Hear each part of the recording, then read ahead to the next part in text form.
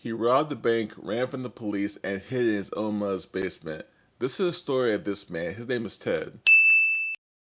Now, Ted was a poor hustler, lying to survive, always broke, living fast, but wanting more. And so one day he said, I want money and I want it now. So he robbed the bank.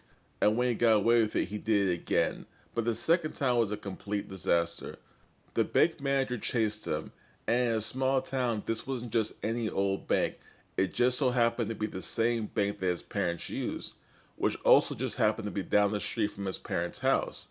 But either way, Ted ran and would eventually lose the bank manager, and he hid in his mom's basement. But then his mom, who was always working at this time, happened to come home early.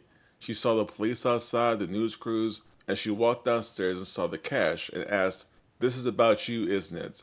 And she had no choice but to turn him in. And so he went to prison, but something happened to him in prison. Ted had a cellmate. His name was Serge. Now, Serge was a violent multimillionaire drug dealer, and they would both eventually get out of prison and go their separate ways. And years later, Ted's life was looking good. He owned a business, had legal money, and a family, but inside he was completely broken. Then one day he saw a poster of Serge, his old cellmate, and how this angry man had been transformed by God and was now sharing his faith. And Ted thought, if God can change him, maybe he can change me too.